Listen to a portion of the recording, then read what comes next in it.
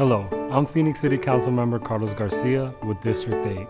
We will never replace in-person teaching, but during these trying times, our children still need to continue to learn.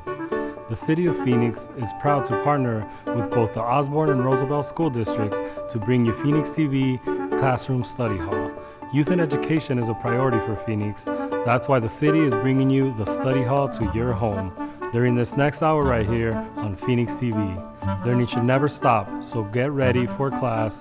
Here's the study hall.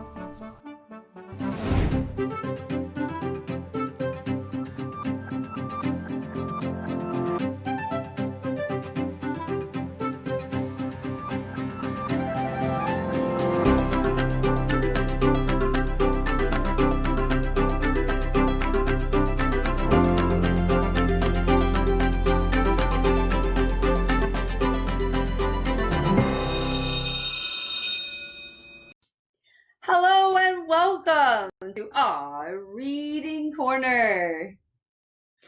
I'm Mrs. Fletcher, a second grade teacher at Solano Elementary School in the Osborne School District.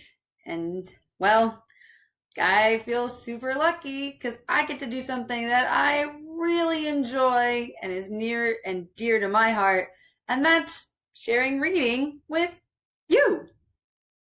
So, before we dive in, and I'm really excited and looking forward to diving into the books and songs that I have for you today, let's go ahead and first say hello to all of our friends. And we do this with our Holo Song that is in English, Spanish, and uses American Sign Language. And it's going to be fun. So let's go ahead and say hello to all of our friends. Here we go. Hello, hello, hello, how are you? I'm fine, and I hope that you are too. Yeah, hello, hello, hello, how are you? I'm fine, and I hope that you are too. Awesome! Round of applause, round of applause. So fun! Okay. Now, let's do it in Spanish and sign language. Here we go. And we're going to do it 2 times. Hola, hola, hola, ¿cómo estás? Muy bien, espero que tú también. That's right. Hola, hola, hola, ¿cómo estás? Muy bien, espero que tú también. Yay! Very good, very good. Thank you, friends. Thank you so much. You also say you're welcome the same way. That's like a good word coming from your mouth. So thank you. You're welcome. So it's kind of a happy, upbeat day. I'm feeling super energetic and I want to share it with you. So when I'm happy, I like to do a couple things. That's right. You probably guessed it. I like to clap my hands, I like to stomp my feet, and I like to shout, hooray! So we're going to go ahead and do If You're Happy and You Know It, and we're going to sign a little bit with it. We don't have to do all the signs, all the words that we're singing, but we're going to do If You're Happy. This is like happy feelings bubbling up. This is very similar to excited. Excited, happy. And make sure your face looks happy instead of if you're happy. That's not very happy. If you're happy, okay, and you know it, but you don't have to tap your head. We're just going to do if you're happy and you know it. Okay, here we go. 1, 2, 3. If you're happy and you know it, clap your hands, clap, clap. If you're happy and you know it, clap your hands, clap, clap. If you're happy and you know it and you really want to show it. If you're happy and you know it, clap your hands, clap, clap. If you're happy and you know it, stomp your feet, stomp, stomp. If you're happy and you know it, stomp your feet, stomp, stomp. If you're happy and you know it and you really want to show it. If you're happy and you know it, stomp your feet, stomp, stomp. If you're happy and you know it, shout hooray, hooray! If you're happy and you know it, shout hooray, hooray! If you're happy and you know it and you really want to show it. If you're happy and you know, shout hooray, hooray! So fun! continue our singing, happy kind of mood, I have a really fun book for us today, and it involves a character that normally you might not see walking around and singing and stuff, but this character, this cool cat, he loves to sing and he likes to share. And today we're going to use this book, The Cat and His 4 Groovy Buttons, written by Eric Litwin and art by James Dean.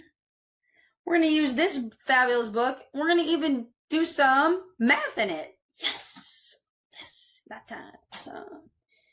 Because the more we know, the stronger our brains are, the stronger we are, the more things that we can do together, and books we can read, and free adventures we can take. Sounds like a win to me. All right, so let's see. Pete the Cat and his 4 groovy buttons. Now, groovy means kind of awesome and happening. So let's see if they're groovy buttons. Oh, and if you'd like to sing along, you totally can, because we sing in this book. Okay. Pete the Cat and his 4 groovy buttons. Woo! Look at all these buttons! Look at all these colors! What colors do we see? We see yellow. Good. We see, let's see, this kind of a, we'll go with green, right? We see red, right? Red. Okay. And we see some blue.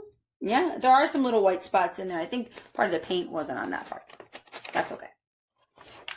All right, here we go. Let's check out his buttons.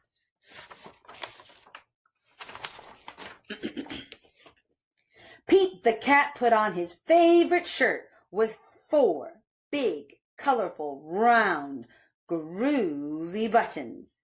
He loved his buttons so much, he sang this song. My buttons, my 4 groovy buttons. My buttons, my 4 groovy buttons. Oh no! One of the buttons popped off, pew, and rolled away. How many buttons are left? Let's see. Let's go find out. 3. 4 buttons take away 1 equals 3. Let's count them. 1, 2, 3. He still looks pretty good, huh? Still looks pretty good. Did Pete cry? Goodness, no, 'cause buttons come and buttons go. He just kept on singing his song. My buttons, my 3 groovy buttons. My buttons, my 3 groovy buttons. Oh no! Another button popped off and rolled away. How many buttons are left? 2. 3 buttons take away 1 button, leaves 2. Did Pete cry? Goodness, no. 'Cause buttons come and buttons go. He kept singing his song. My buttons, my 2 groovy buttons. My buttons, my 2 groovy buttons.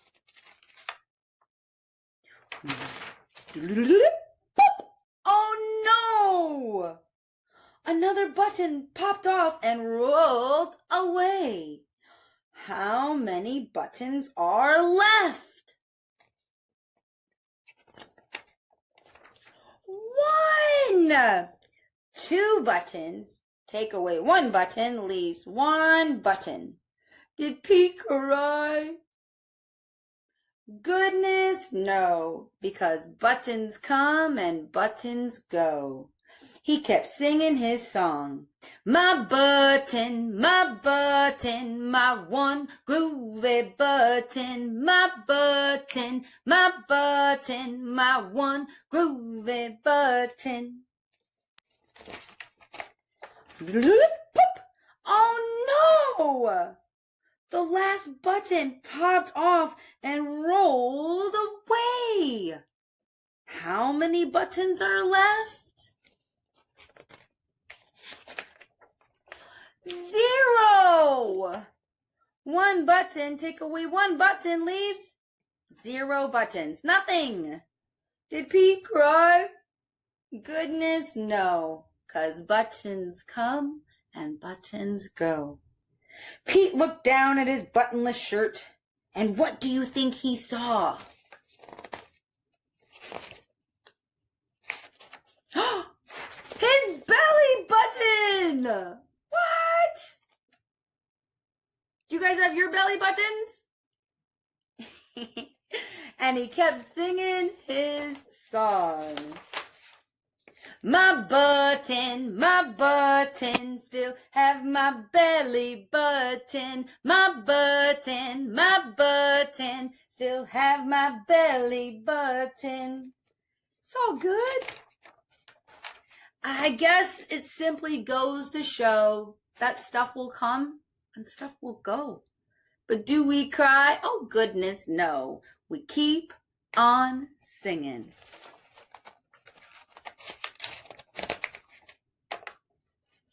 Hey. Oh, so great, Super Friends. So great. I love that song. So catchy. You can still hear it, huh? Well, to keep up with our singing theme, I'd like to do a song that you can sing literally all year. You can sing it when you're walking. You can sing it when you're standing. You can sing it in your head when you're sleeping. Well, I don't know about that, but you could if you really wanted to. Ready? Here we go. January, February, March, and April, May, June, July, and August, September, October, November, December. These are the months of the year, 12 in all. Again, ready? One more time. January, February, March, and April, May, June, July, and August, September, October, November, December. These are the months of the year, 12 in all. Yeah. You know what's cool about that song? Is that you can sing it while you're waiting and teach other people. And you know what? It'll get in their head and they'll want to sing it, and you'll hear them all of a sudden. They'll be washing some dishes or cleaning up the floor or tucking you in, and they'll start going, and then you guys can sing along together. And that's what's really nice about singing and learning together, is that it's easy sometimes when you do it with somebody else and you teach somebody else, and then they want to keep doing it. All right, my friends, I have another book for you. This one's really kind of cool.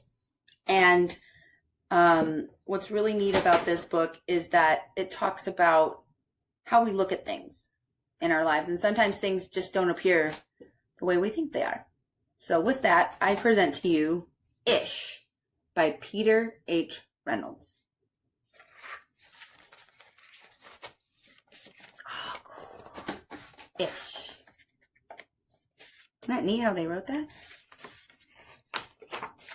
Ramon loved to draw.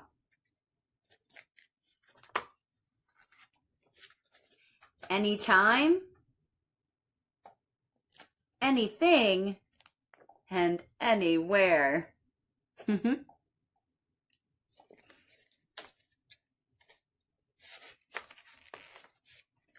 One day, Ramon was drawing a vase of flowers. His brother Leon leaned over his shoulders.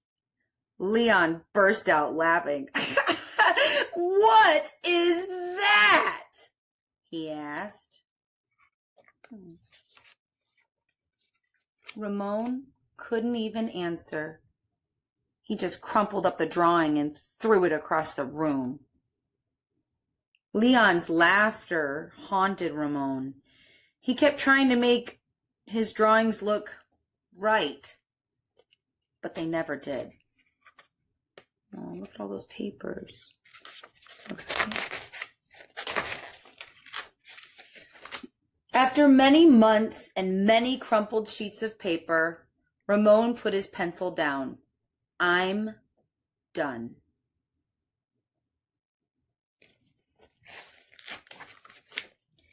Marisol, his sister, was watching him. What do you want? He snapped. I was watching you draw, she said. Ramon sneered. I'm not drawing.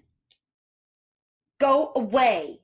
Marisol ran away, but not before picking up a crumpled sheet of paper. Hey, come back here with that! Ramon raced after Marisol, up the hall and into her room.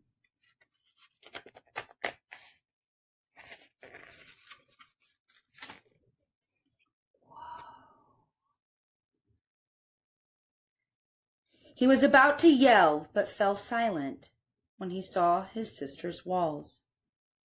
He stared at the crumpled gallery. Oh. This is one of my favorites, Marisol said, pointing. That was supposed to be a vase of flowers, Ramon said. But it doesn't look like one. Well, it looks vase-ish, she exclaimed. Vase-ish? Ramon looked closer. Then he studied all the drawings on Marisol's wall and began to see them in a whole new way. They do look ish, he said.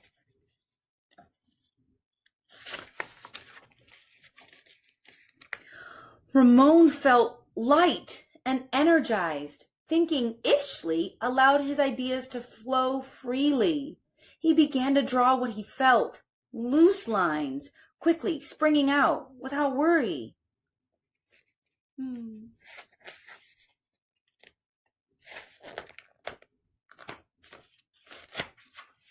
Ramon once again drew and drew the world around him. Making an ish drawing felt wonderful. He filled his journals.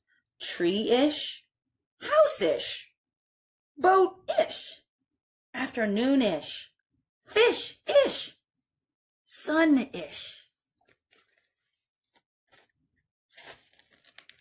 Ramon realized he could draw ish feelings too. Peace-ish, silly-ish, excited-ish.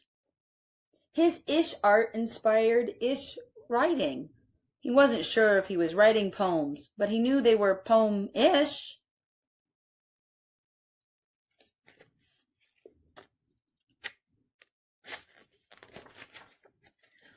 One spring morning, Ramon had a wonderful feeling. It was a feeling that even ish words and ish drawings could not capture. He decided not to capture it. Instead, he simply savored it.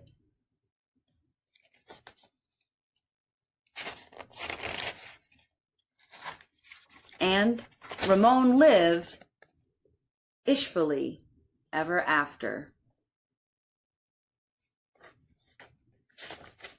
The end. Ish. Oh, thank you, my friends. Doesn't that fill you with some good feelings? See, it's okay. Everything doesn't have to look the same. We can make our own ishness everywhere we go. All right, so it's time to do our thank you song, and then we'll do our goodbye song. So let's go ahead and get our hands out. Okay? Here we go. My hands say thank you with a clap, clap, clap. My feet say thank you with a tap, tap, tap. Clap, clap, clap. Tap, tap, tap. I roll my hands and say goodbye. Now let's say goodbye to all of our friends. Ready? We're going to do our goodbye. Goodbye, friends. Goodbye, friends. Goodbye, friends. It's time to say goodbye. Oh, thank you. Thank you. Have a wonderful day. Thanks so much for sharing with me. And remember, you too can live ishfully, singing, reading, and sharing by yourself or with your friends and family. Thanks so much, and I'll see you again next time. Take care, my friends.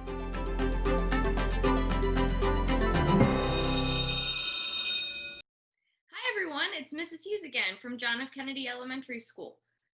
Do you know what time it is? It's math time with Mrs. Hughes.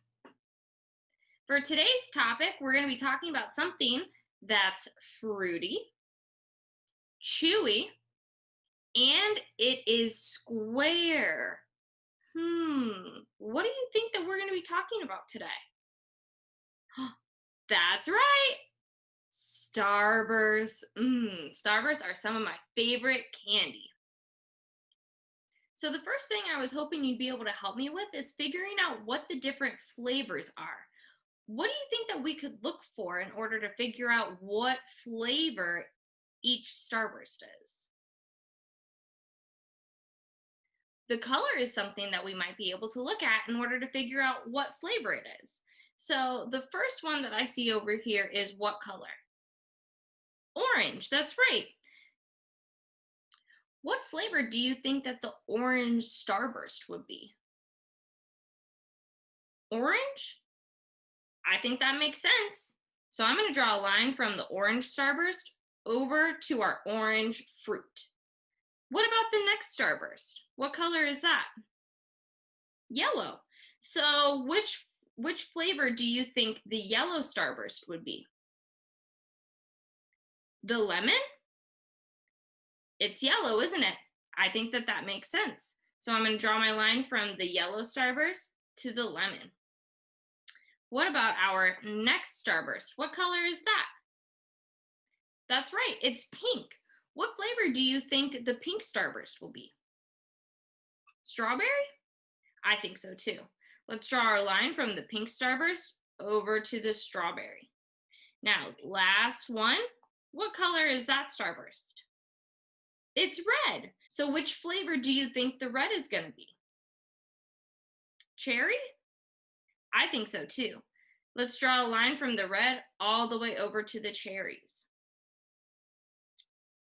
So now we know that the orange Starburst is orange flavored, the yellow Starburst is lemon flavored, the pink Starburst is strawberry flavored, and the red Starburst is cherry flavored.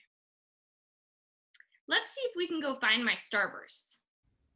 So I grabbed my bag of candy and I've dumped it out on my desk.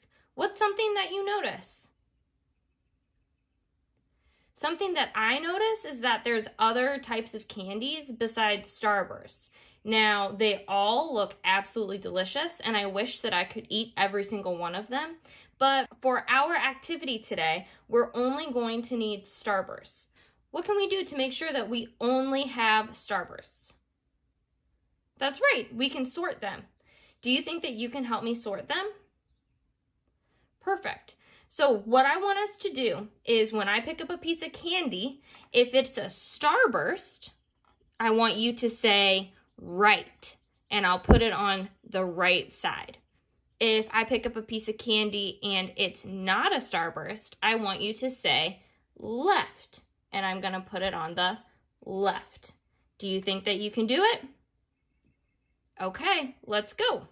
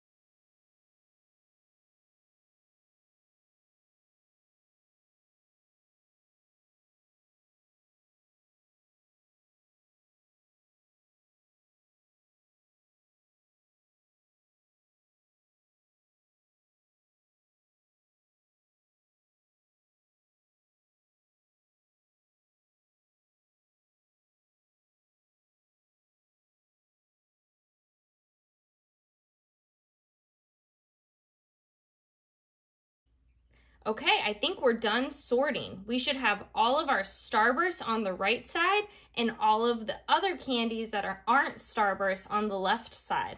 Are we all done sorting? What's that? We still have a starburst over there? What color is it? Oh, now I see it. Here's the pink starburst. Awesome, we'll put that on the right side. Way to go. So now that we've sorted out all of our starbursts from all of the other candy, it's got me thinking, could we sort these in a different way? When I look at these, something that I think that we could do is we could sort it by color. Do you think that we could sort these by color? Let's try it.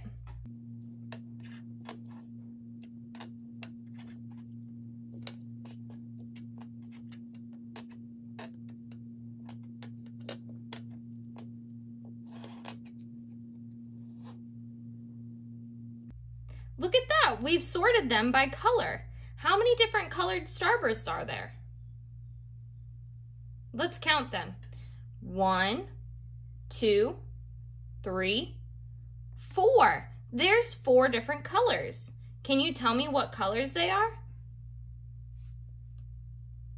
Yellow, pink, red, and orange. Man, you know your colors really well. So now that we've sorted our starbursts by color, I wonder how many of each color we have. What's something that we could do to easily find out how many of each color we have? One of my favorite ways to sort information is by creating a graph. Let me show you what I'm talking about.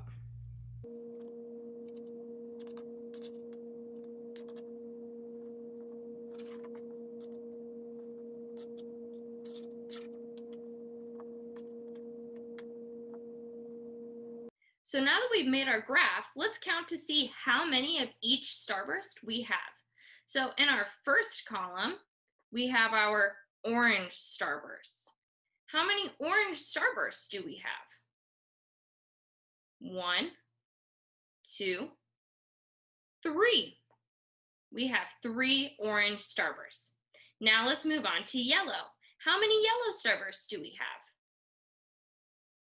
1, 2, 3. We have 3 yellow starbursts too. What do you notice about the orange starburst and the yellow starbursts? That's right, we have 3 of each of those.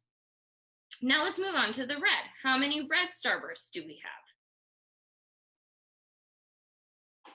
1, 2, 3, 4, 5, 6, 7, 8, 9. We have 9 red starbursts. Now, how many pink starbursts do we have? 1, 2, 3, 4, 5. We have 5 pink starbursts. The cool thing about graphs is that there's lots of different kinds of graphs, but they can all give us the same information, just in a slightly different way. So what we just created was kind of like a picture graph, but we made it with real objects. Now what we're going to do is we're going to make something called a bar graph. So I've created this chart for us, and as you see on the bottom, I have all of our different flavors of starbursts. And on the side, I have the numbers 1 to 10. That's going to help us identify how many of each color we have. So go ahead and look at the bottom. What's the first fruit that you see? The orange. So let's go ahead and start with our orange starbursts. How many orange starbursts did we have? That's right, we had 3. So I'm going to color in 3 boxes. 1, 2, 3. Just like that. Now let's move on to the next one. What's the next fruit that you see? A lemon. That's right. And how many lemon starbursts did we have? We had the same as the orange, right? So we had 3. So how many boxes are we going to color in? 3. That's right. 1, 2, 3. Perfect. What's the next fruit that you see? The cherry. So do you remember how many cherry starbursts we had? 9. That's right. So how many boxes are we going to color in? 9 boxes. 1, 2, 3, 4, 5, 6, 7,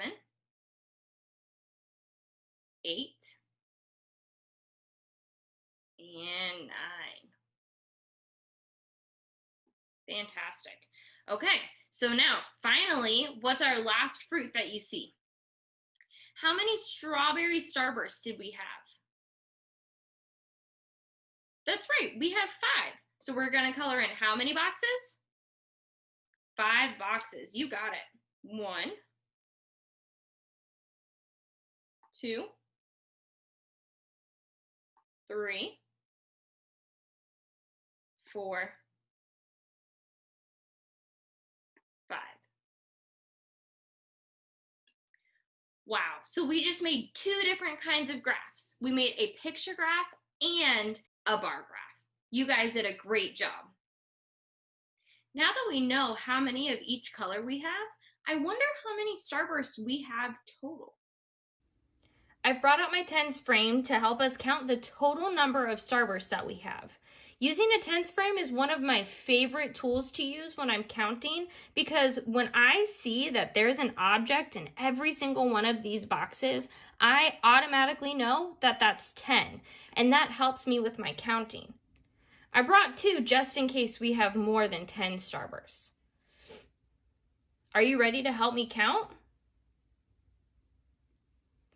1, 2, 3, 4, 5, 6, 7, 8, 9, 10, 11, 12, 13, 14, 15, 16, 17, 18, 19, 20. We have 20 starbursts total. That's a lot of starbursts. So now that we know that we have 20 starbursts, can you help me with a word problem? Mrs. Hughes has 20 starbursts. She eats 5 of them.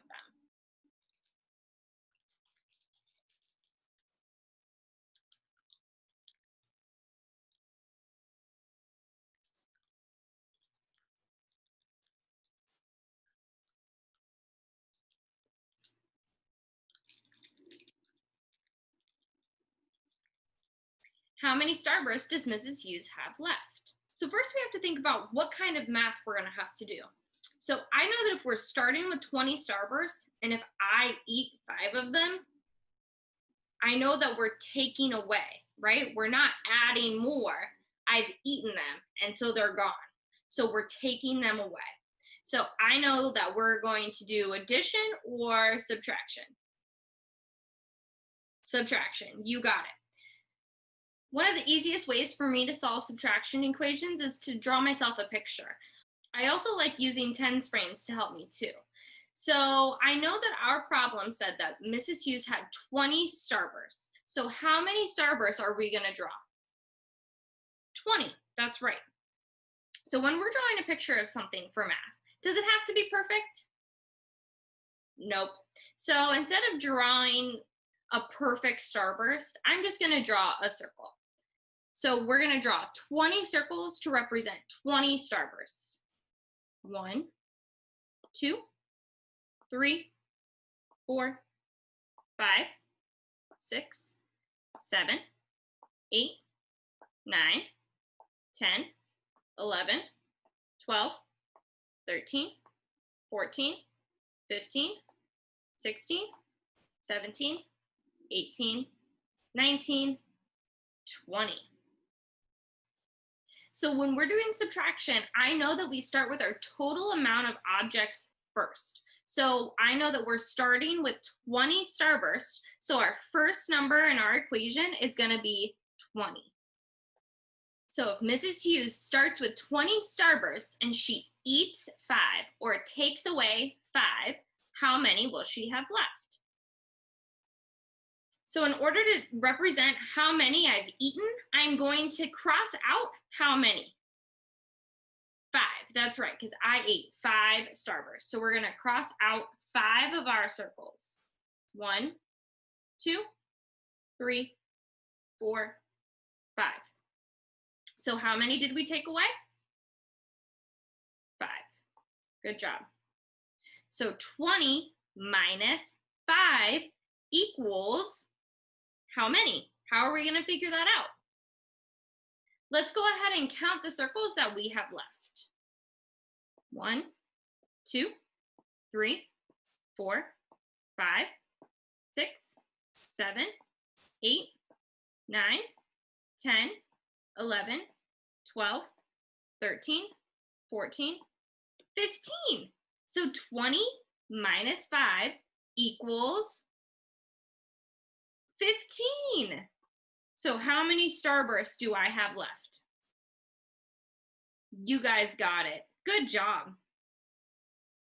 I've had a lot of fun doing starburst math with you today. Thank you guys so much for tuning in and watching Math Time with Mrs. Hughes. Now go find some math in your home. Good morning, students. I'm Michael Roberts, Superintendent of the Osborne School District in Central Phoenix. And I'm Quentin Boyd, Superintendent of the Roosevelt School District in South Phoenix. We're pleased to have this partnership with the City of Phoenix to take Phoenix students on a new learning adventure right here on Phoenix TV.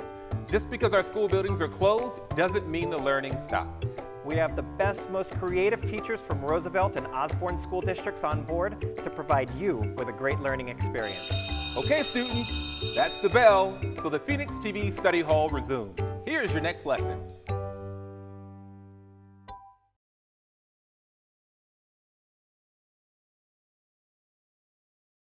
Good morning, everyone.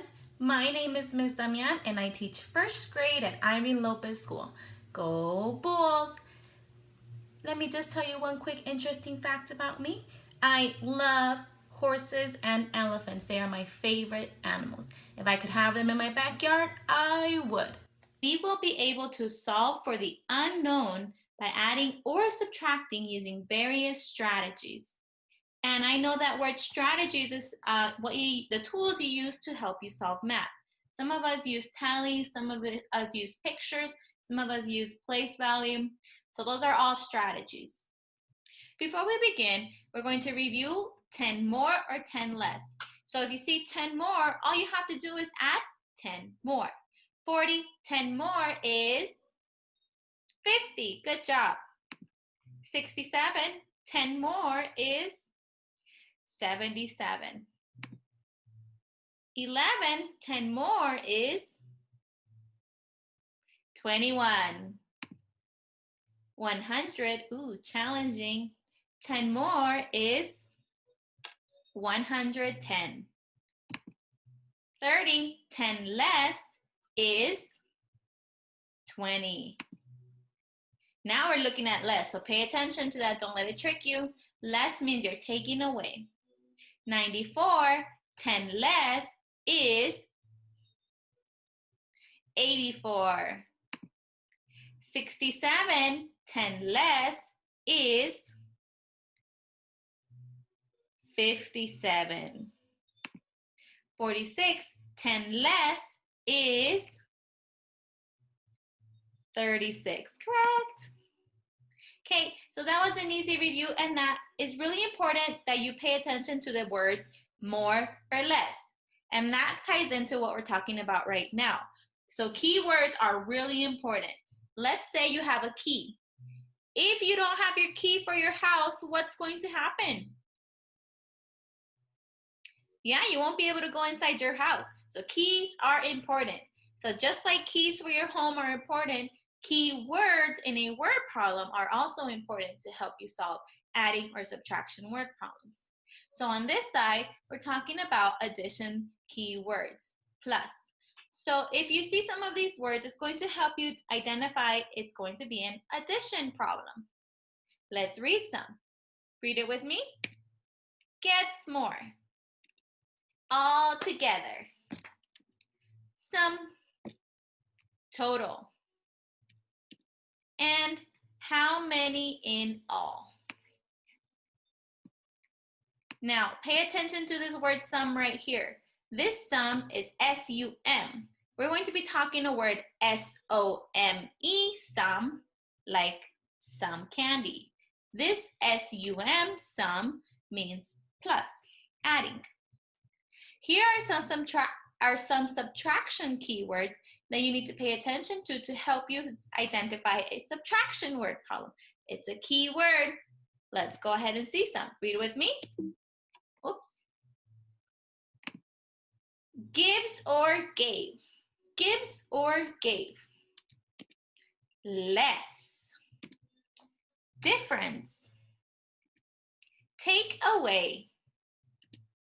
How many are left? These are all good keywords, but they're not the only keywords.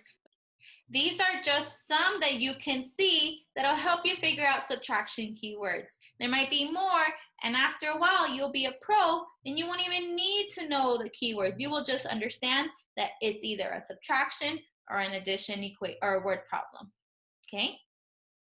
Now, another thing you need to remember before we go ahead and try solving the unknown is fact family triangles. Show me like this if you remember fact family triangles from your classroom. Good job. So fact family triangles is really important, and they kind of connect or relate to number bonds, where it's part, part, whole. Part, part, whole.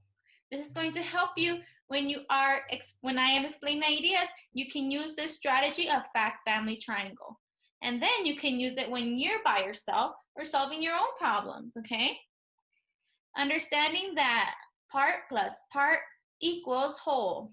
And then sometimes you can use the fact family triangle to make addition or subtraction equations, okay? Now that we've explained keywords for word problems and the fact family triangle to make connections about your background knowledge, what you already knew, we're going to start using that to help us build new knowledge. I'm going to model a problem first, and then we're going to work on some together. Then it'll be your job to do your own at home. Let's begin. Turn your brains on, and that's going to help us really focus. What did I learn? How can I use it? Here's the first one. Luis has some chocolates. He gave 7 to his sister, and now he only has 4 chocolates. How many chocolates did he have in the beginning? Luis had some chocolates. Some. So I don't know how many some is. That's why I put a question mark. Every time you see the word, or most of the time you see the word some, it means that you don't know. Some. I don't know how many. It could be 1, 10, 100. What else could it be? Yeah, some is, I don't know, any number. So our job is to figure out the unknown, which is the sum, the word sum. S-O-M-E, sum. Luis had some chocolates. He gave, remember that keyword gave means to subtract. Show me what give means.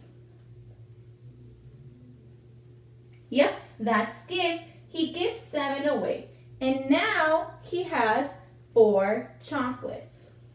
So here's what my equation looks like. And going back to my prior knowledge of number bonds and fact family triangles, I can use that strategy to help me.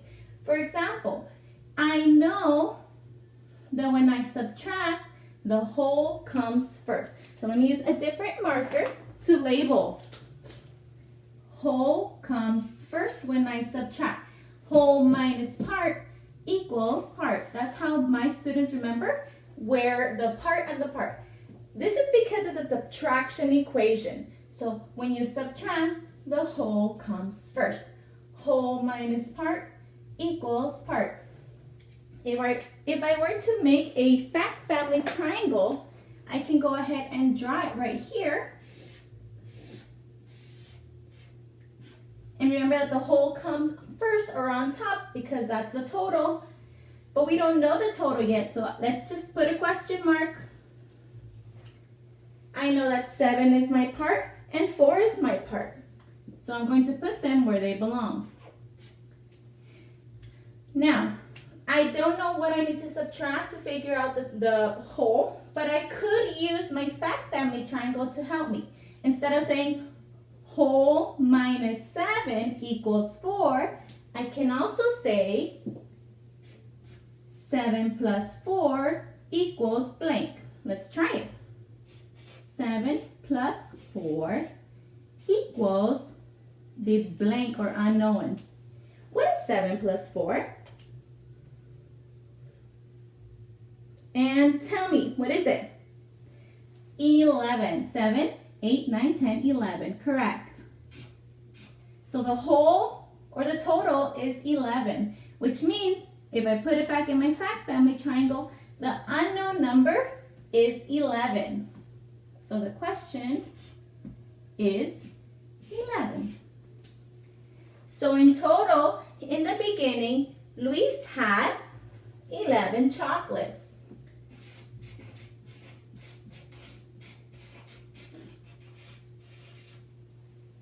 So let us read the next word problem so we can find the unknown in that.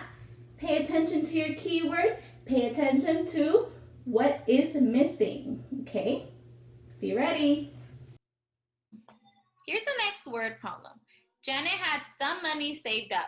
She got $45 in her allowance this week. Now she has $68 saved up. How much money did she have before? This is going to help us. First, I'm going to give you guys a challenge. Start thinking about what you know and how you can try to solve this problem. For this problem, it said Janet had some money saved up. That means I'm not sure how much it is, but I know some means the unknown. And then she got more. When you get more, that means you're going to add. How much more did she get? $45 more. So plus 45. And now she has, after saving all that money, now she has $68 saved up. So I'm going to put $68 here, and I'm going to go back to my fact family triangle. That's going to help me. But one thing I need to work on or focus on is that this is an addition equation, which means that it's not going to start with the whole. That's only when you subtract, the whole comes first. This is not a subtraction equation. This is an addition equation, which means that I need to start with my part. And here's how we learn it. Part plus part equals whole. Part plus part equals whole. So go ahead and practice with me. Part plus part equals whole. Part plus part equals whole. If I were to make my fact family triangle, the whole is on top, 68. 45 is one of my parts, but my other is the unknown, so I put a question mark. And now, instead of making an addition equation, I can use my fact family triangle to create a subtraction equation. What can I say? Think. Say 68 minus 45 equals blank, the unknown. Now, going back to what we learned last week, we learned how to use our tens and ones to help us add and subtract. So let's go ahead and try that out. Let me label first my tens and ones, just in case I am confused still about my tens and ones. You can still use that to help you. 68 has 6 tens, so I'm going to draw 6 tens. 1, 2, 3, 4, 5, 6 tens. 68 also has 8 ones. So I'm going to draw 8 ones. 1, 2, 3, 4, 5, 6, 7, 8. Now my job is to subtract, which means take away. That's because my fact family triangle helped me make a subtraction equation. So 45, I'm going to subtract 45. I know I can take away 4 tenths because 45 has 4 tenths, 2, 3, 4 tenths, and take away 5 ones. I know these are 5 because I lined it up nice and neatly, and that's also another plus side. If you are making things nice and neat, it's easier to add more or subtract more without getting confused. So now, if I were to look at my tens and ones, I have, first you count the tens, then you count the ones. I will have 1 tenth, 2 tenths left, and I will have 3 ones left. Let me make it a little bit neater. Okay, so how much did Janet have saved up in the beginning? Well, she had $23 saved up in the beginning. And I know because I solved it using my fact family triangle as a strategy. Equals 68. So the unknown is $23. You can also do a different strategy, but if you use the fact family triangle, it's more efficient and you are able to do things more accurately. So accurate means no mistakes.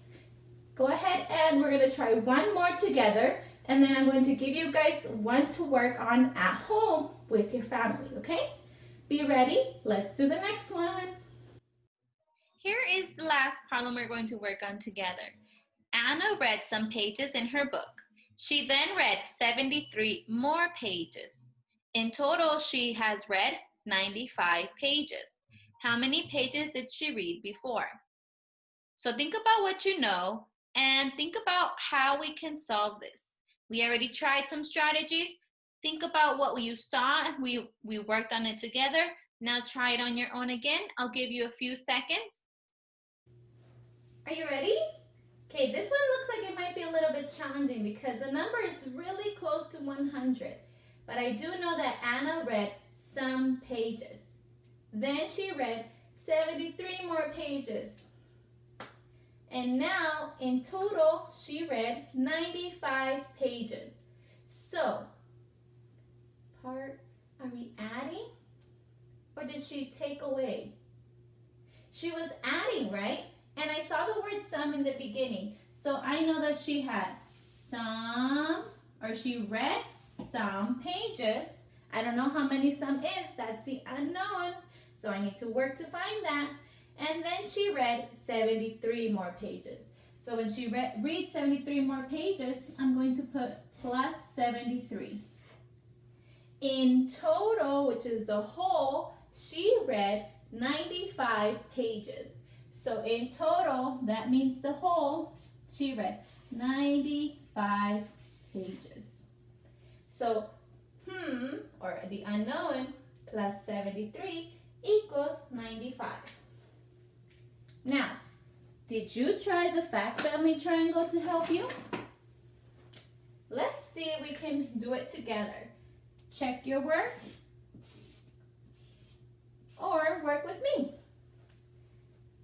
This is plus equals part plus part equals whole. Part plus part equals whole. So this is my part. This is my part. Part plus part equals whole. And that's my whole. Where does the whole go? Right up top. How much is the whole? 95, correct. I don't know this part, so I'm going to put a question mark. But I do know the other part is 73, correct. So I can make I don't know my addition equation, or that's not going to help me solve the unknown, but I could use a subtraction equation to help me. 95, say with me, tell me the equation that I need. So I hear 95 minus, I hear, and 73 equals the unknown. Now, did you show me tens and ones on your worksheet or on your paper? That's a great strategy. 95 has 9 tens and 5 ones.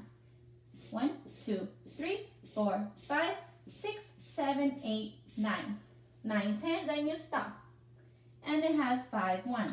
So I'm going to draw 5 ones. 1, 2, 3, 4, 5. Beautiful. Now, do I put more or do I take it away?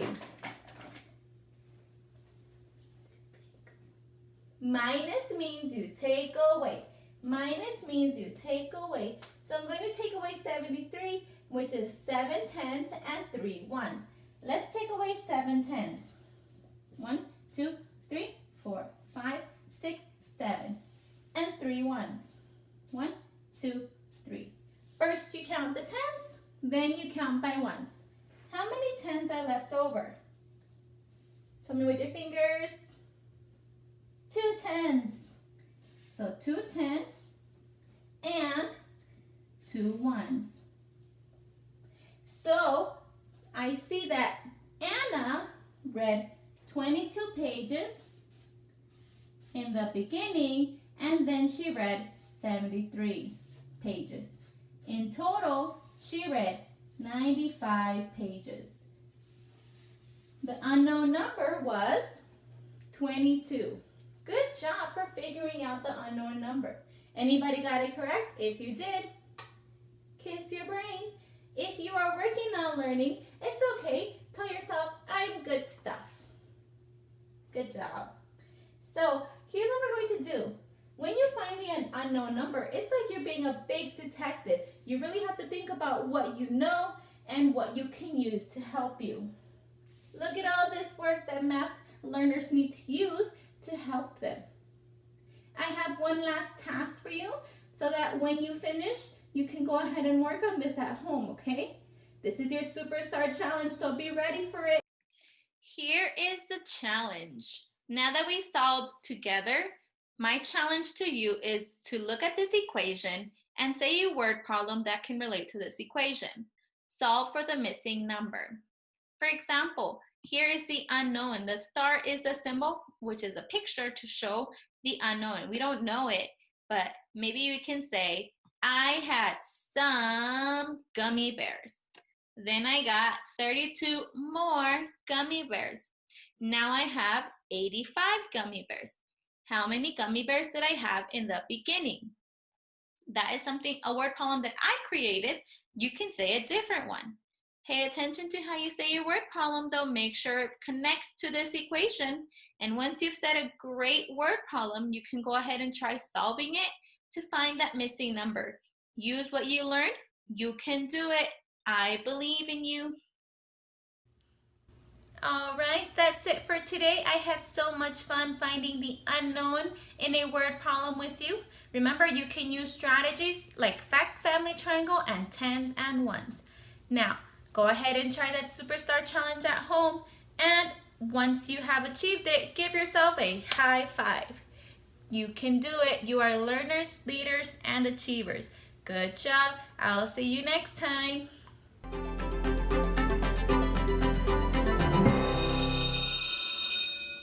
Hi, and welcome to our classroom. I am Mrs. Huvetta, and I am a 3rd grade teacher at Maxine O. Bush Elementary School. I always like to start with telling you something about myself, and I've shared previously about my dogs, but this time I'm going to tell you something about me. I absolutely love pineapple. Sounds silly, right? Well, pineapple is just a fruit, but no, I really enjoy it. It's so sweet and juicy. Until recently, I developed an allergy, so I can't actually eat it because it doesn't agree with my body anymore. So when you enjoy pineapple, please think of me and have a sweet bite for me because I can't eat it. Enough about myself. I'm sure you don't want to hear any more about me liking pineapple. Let's get to the real reason we're here. You know that I love songs. And I use songs that you already know and that I already know to help us with the skill that we're going to do. We are going to be taking a step back or a step forward, however you look at it, and I want you to think about Christmas time. Not about the presents and the gifts, just about a song. You know the song, Jingle Bells. Everybody knows the song Jingle Bells, right? I can't take any credit for this song. A big thank you to Miss Claren Harley, Mrs. Claren Harley, who is a teacher in Phoenix Elementary School District. We are going to use Jingle Bells to help us with skip counting by a different number. So with me, you've already done the 6s. We've done the 4s with row, row, row your boat. And now we're going to do Jingle Bells. This first time, you are only going to listen. Well, you can sing the song with me. We're only going to sing it one time. So jingle bells, jingle all the way. You got it, right? Okay. So on the count of 3, we're going to sing. Are you ready? 1, 2, 3. Jingle bells, jingle all the way. Oh, what fun it is to ride in a one-horse open sleigh. Hey, jingle bells, jingle all the way. Oh, what fun it is to ride in a one-horse open sleigh. Great job. You need a celebration cheer for today. You know that I love celebrating you guys when you have done a fabulous job. Your celebration cheer for today is going to be sparkles and rainbows. So this is your sparkles, this is your rainbow. So it's going to be sparkles and rainbows, sparkles and rainbows. We're going to do it 2 times. Back to Jingle Bells. We're not going to sing the Jingle Bells tune. Instead of the words Jingle Bells, we're going to fill in numbers.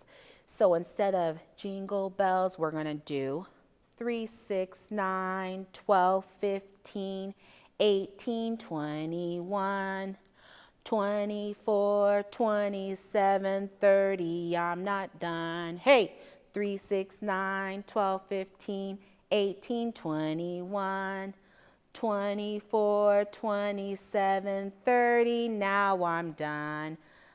Pretty quick. So this next time you're going to sing it with me. When it's my turn, I'm going to point to myself, and when it's your turn, I'm going to point to you. So feel free to sing it at home. Who knows, maybe your family will join in with you. Are you ready? We're going to sing it to the tune of Jingle Bells. 3, 6, 9, 12, 15, 18, 21. Sounds good. 24, 27, 30, I'm not done.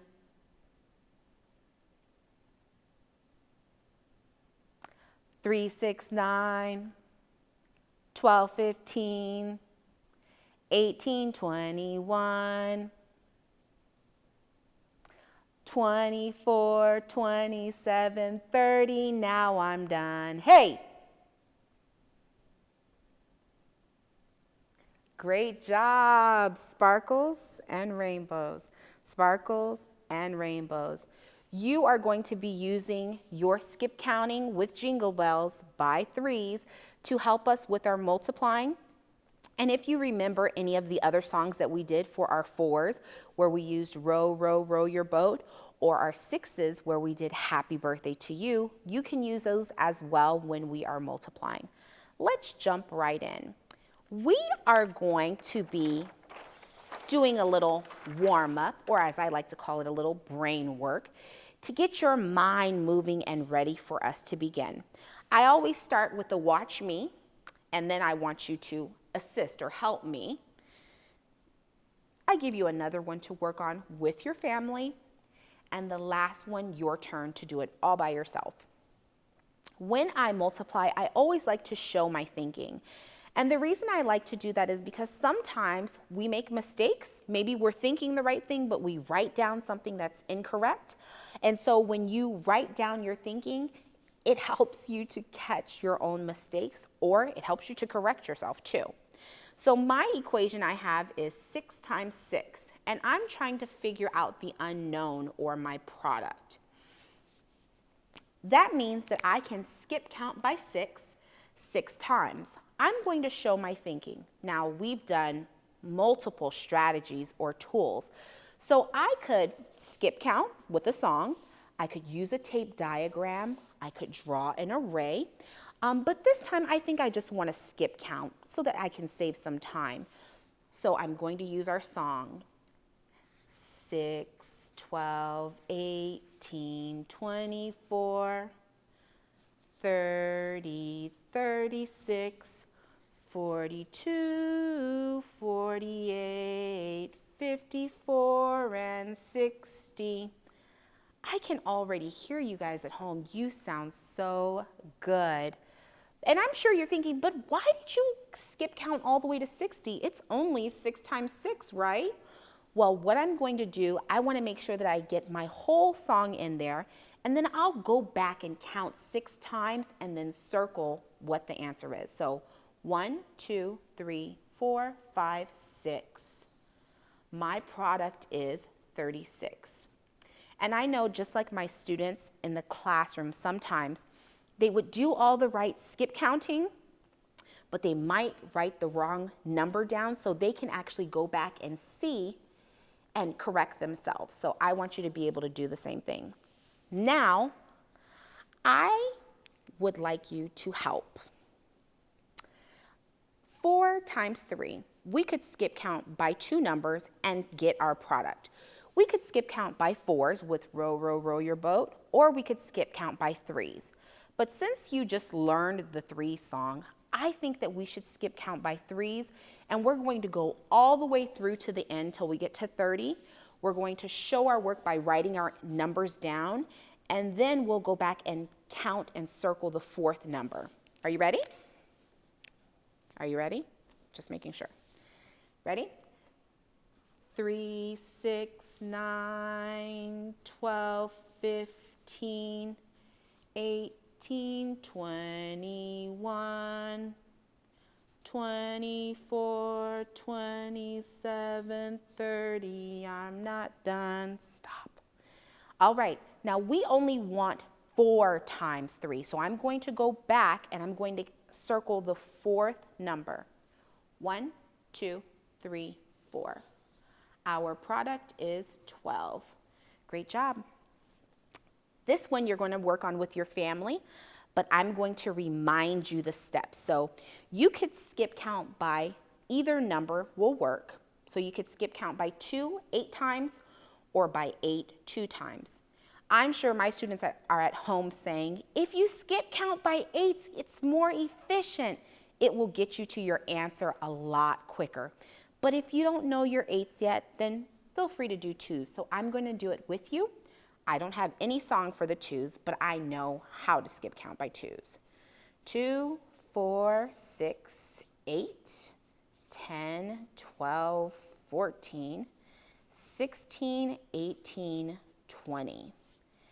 And I was counting 8 times, so 1, 2, 3, 4, 5, 6, 7, and 8. The last one is for you. I gave you 2 numbers that you know songs to. So your 4s and your 6s, you could skip count by 4 6 times or 6 4 times. So I'm going to have you write that one down, and I'm going to let you go back to it later. Make sure you write it on your page, 4 times 6, and make sure you show your work by showing your skip counting, so that way if you make a mistake, you can catch yourself, okay? Good job. Sparkles and rainbows. Sparkles and rainbows. Let's keep going. We're going to use everything we just talked about with our multiplying to help us figure out the area of a figure. So I wrote a little note. Find the missing link or side. We're going to use multiplication to help us do that. So the first one, as always, I only want you to watch. What do I want you to do? Watch. My width is 2 units. My length, the long side, I have no idea. but I know that if I counted the area around it, it would equal 10 square units. I'm going to create an equation. If I multiply my length times my width, that will give me the area. So I have 2 times, you might call that a blank, but we call it unknown. 2 times unknown equals 10 square units. We're going to use what we know to help us figure out what that unknown is. So I took my 2's and I skip counted until I got to 10. I stopped at 10 because the area only equals 10 square units. 2, 4, 6, 8, 10, stop.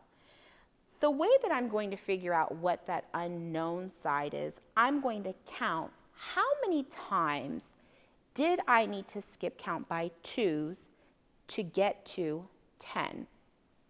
1, 2, 3, 4, 5.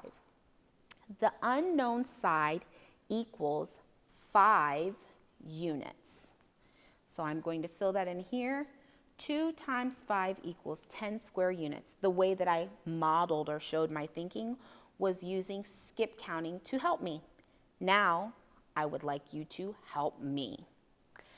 Same type of problem, but this time our width is 3 units and our length, the long side, is unknown units again. Can you believe it? But our area is going to equal 18 square units. So we're going to do the same steps that I showed you on the first one. I wrote our equation, 3 times unknown equals 18 square units. And remember that we can multiply these 2 sides to give us the area of the figure. I don't know what that side is. I'm going to use the side I do know, 3, and we are going to skip count and stop at 18. Remember that song we just learned?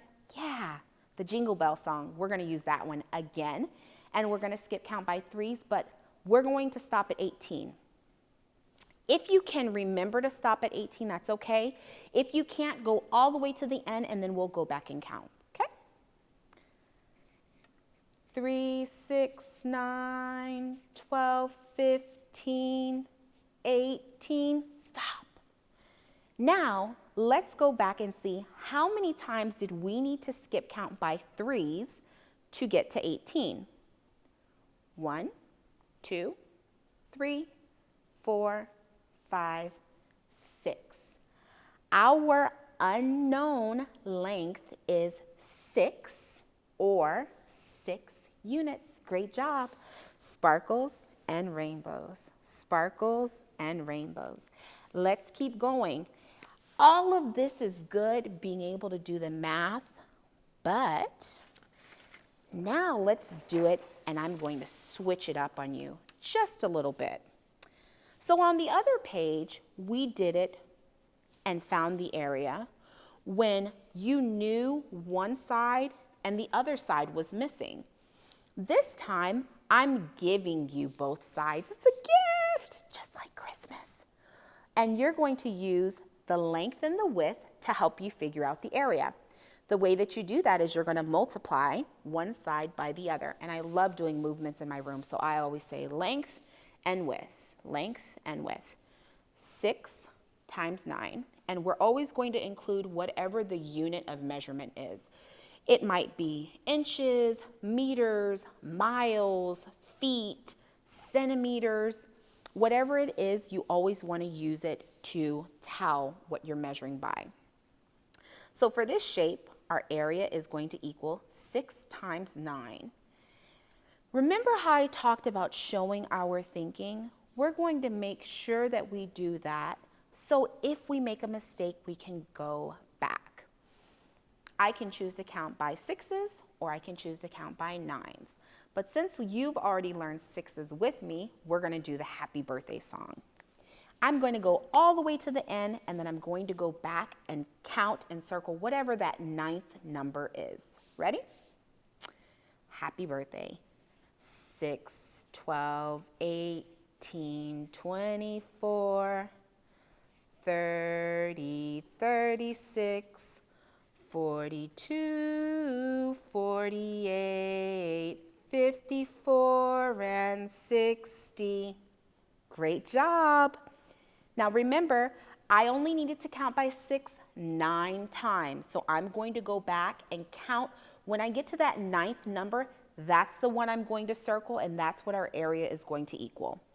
So 1, 2, 3, 4, 5, 6, 7, 8, and 9. That's the one I want. 6 times 9 equals 54 square meters.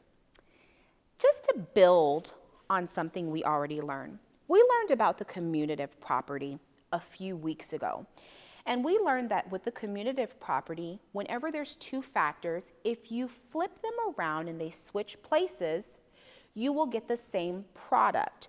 So I could skip count by 9s 6 times and still get the same answer. I'm going to show you that trick as well, just so you know. You could use 6s or you can use 9s. So if I use 9s, that would be 9, 8, 7. Do you know this trick? I'm going to teach you. 9, 8, 7, 6, 5, 4, 3, 2, 1. On the other side, we're going to count by 1s all the way down. 1, 2, 3, 4, 5, 6, 7, 8. I ran out of room, or I would have did the next number as well. I only need to count by 9 6 times. 1, 2, 3, 4, 5, 6. So just so you remember commutative property, it could work either way. Whichever way you decide, your tool, your strategy, your product should always be the same. So 54 and 54. Let's move to our next figure. This time, figure B has a width of 6 meters and a length of 10 meters. So our equation has changed. Area is going to equal 6 times 10. I know what you're thinking. Mrs. Huvetta, you said we could count by whichever number we want. So if I asked my students, which number would be most efficient? Which number is going to get you to your product or your answer the fastest? It's usually the larger number because you have to count less times. So we're going to show both ways, and I'm doing this so that you remember, you pick which one works best for you. So let's start with our 6s. If I count by 6s, I have to count 10 times. 6, 12, 18, 24, 30, 36, 42, 48, 54, and 60. 10 times, right? 1, 2, 3, 4, 5, 6, 7, 8, 9, 10. 60. Now let's prove it with the commutative property and count the other way as well. I'm going to count by 10. This time I'm only going to count 6 times, not 10. 10, 20, 30, 40, 50, 60. And I'm going to stop there. 1, 2, 3, 4, 5, 6. Our area equals 60 square meters. So remember, you can count either way you want to get to your answer. And remember, when you are finding the area, you're going to use both sides to find the area. Now you have two ways. You know how to find it if you know the length and the width, or if you only know one side and you have to figure out the other with the area. Let's put this into practice with a real word problem. All of the math that you're learning helps you to solve things that are happening every day. So let's take a look at this problem and let's use what we learned about finding area to help us solve this problem. The area of Theo's banner is 32 square feet. If the length measures 4 feet, remember length is the long side, how wide is the banner? 3 steps we're going to take. We're going to read it, look for any important information that's going to help us solve. We're going to draw something to help us visualize it. And then we're going to write it, which I've already done at the bottom. Theo's banner is feet wide. Let's start by going back and reading it. I always want to begin with the question so I know what to search for. How wide is his banner? Let's go back and look at the problem now. The area of Theo's banner is 32 square feet. We just learned that the area is that part in the inside. So I want to draw something that's going to help me.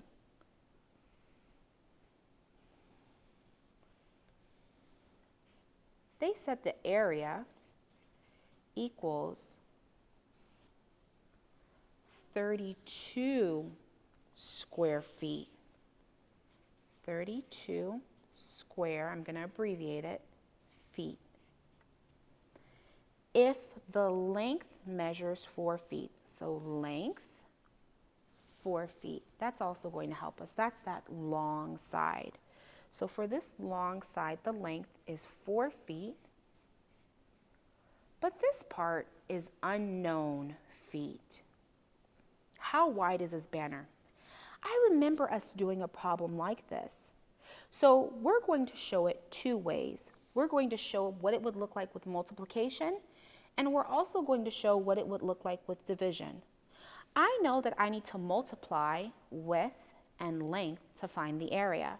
So I can say, unknown times 4 equals 32 square feet.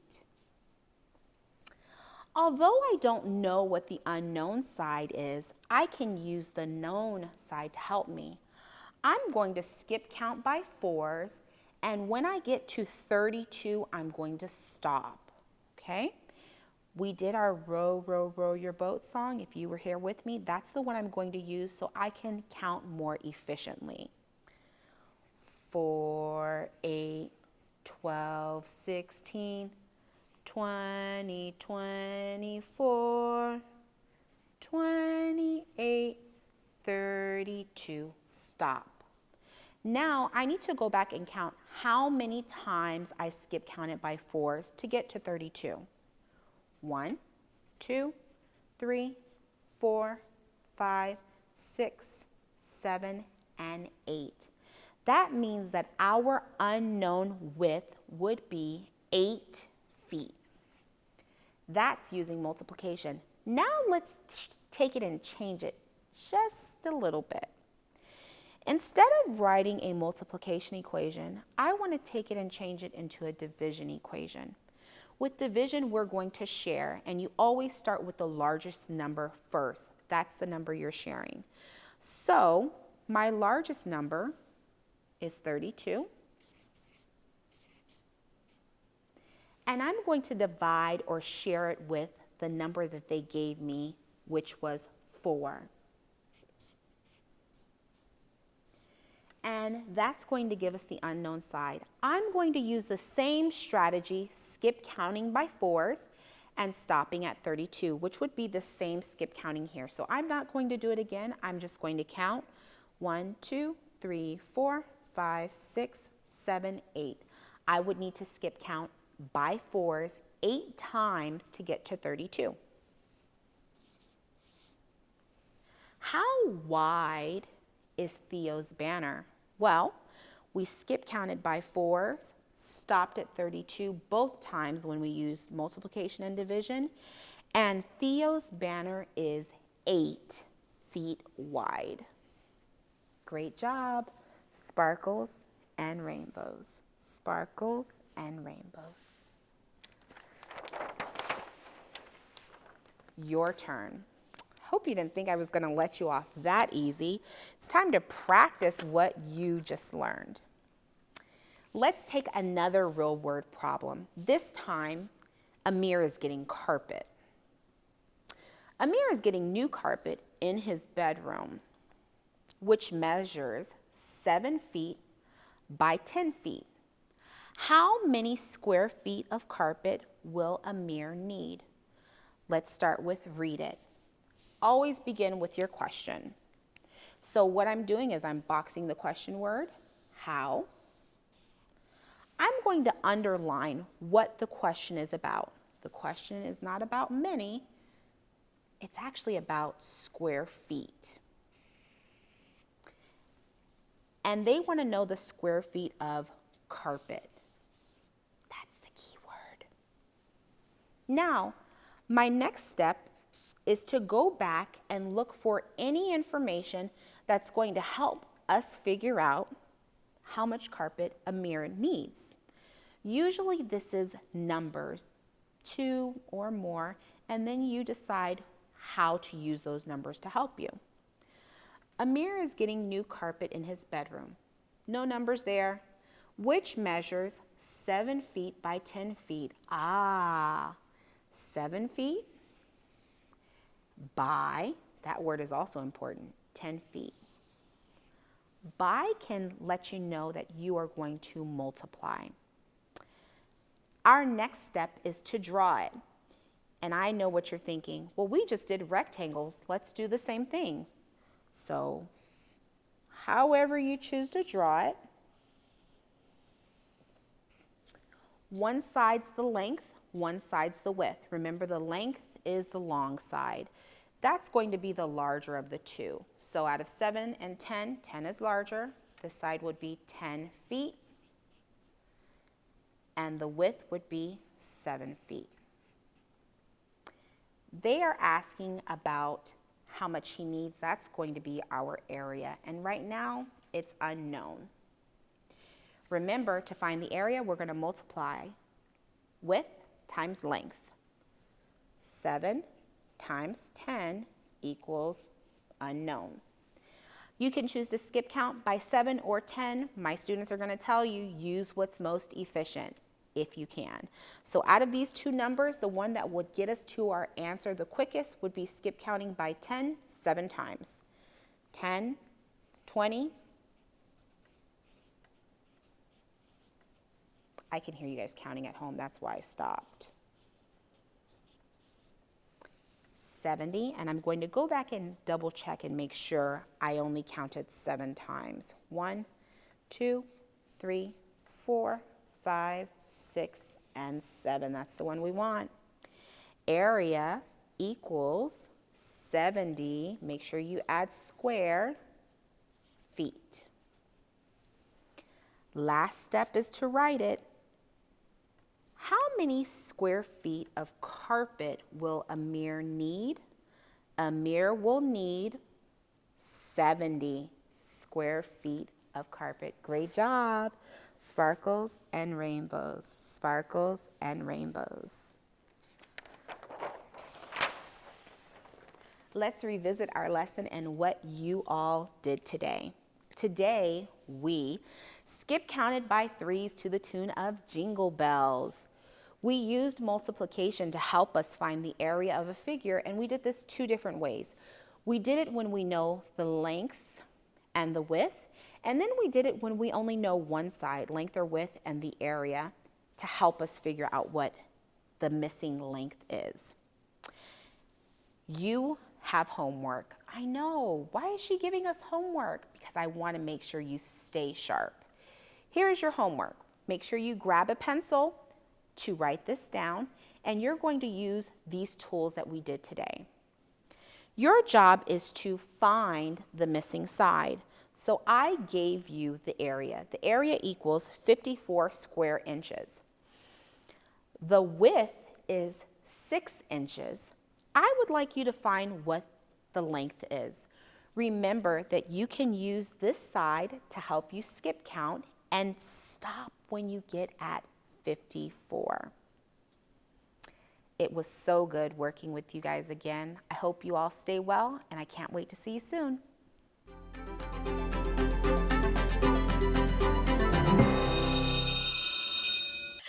I am Mrs. Palacha, and I am a fifth grade teacher at Clarendon School. I teach dual language on the Spanish side. And a quick fact about me is I have two sons, Carlos and Romeo. Carlos is 12 years old, and Romeo is 2 years old. What we're going to be doing today, we're going to be looking at our objectives. We have two for today. We will be reviewing adding and subtracting fractions, and then we're going to be doing, obviously, I will be showing you how to do that with some modeling. Okay, so our first objective for today is we will be able to add and subtract fractions by using models and the standard algorithm. And then the second objective, we will be able to add and subtract mixed numbers by using a success criteria. Okay, so let's review here. And let's talk about what the big idea is when we are adding and subtracting fractions. So when we are adding and subtracting fractions, it is very important that we have the same denominators or common denominators. As you can see here, we have 1/3 and 1/4. And so we need to change them to common denominators, and we're going to look at that in the next slides. So keep that in mind. Okay, so we are going to be looking at these things that we want to do so we can be successful when adding and subtracting fractions. So the very first one is finding a common denominator, finding equivalent fractions, and then deciding if we're going to be adding or subtracting fractions. And then for some of them, we will need to convert or simplify.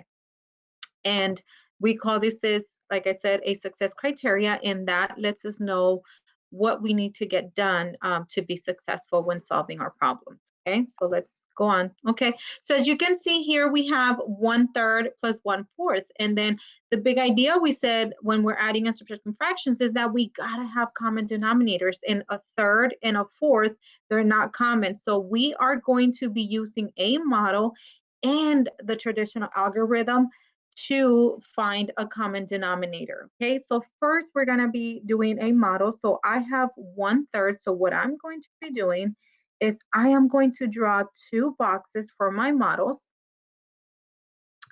So first I am going to do one, then I'm going to do another one. Okay, so my first one, it's going to be for my third. So my denominator lets me know how many parts I have. So I have 3 parts. And how many do I want? My numerator tells me how many I want from my third. So I only want 1. So I'm going to write 1/3. And then here I can see that my denominator is 4. So I'm going to break these down into fourths. And how many do I want? My numerator, only 1, right? Tells me how many I want. So it's 1/4. And so here I'm going to get my 1/3. Okay. And then over here, I'm going to shade 1/4. Okay.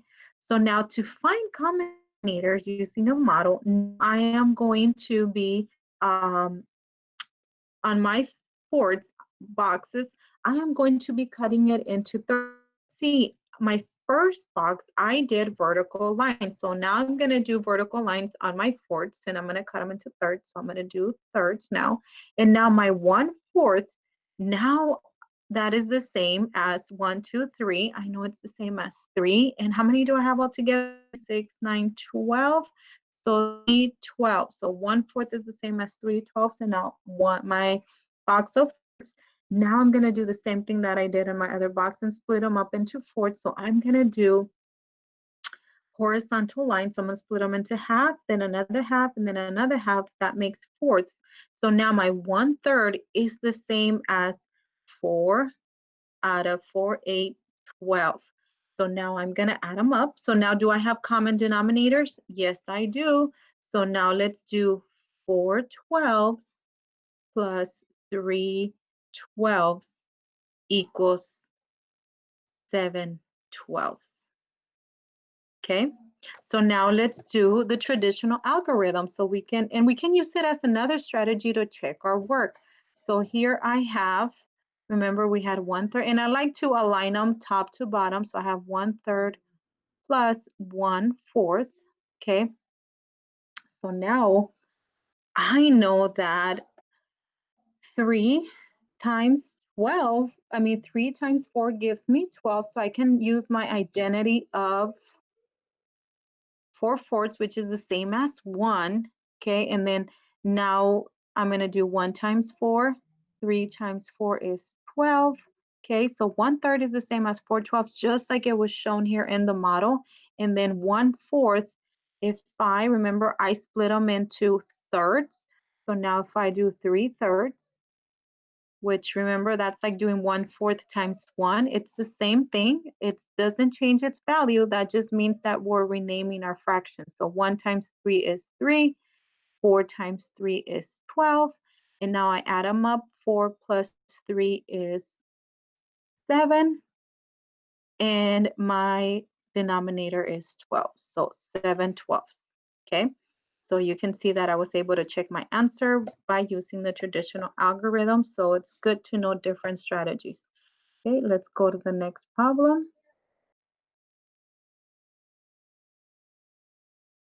Okay, so now we have 5/6 minus 1/3. What do you notice about this problem?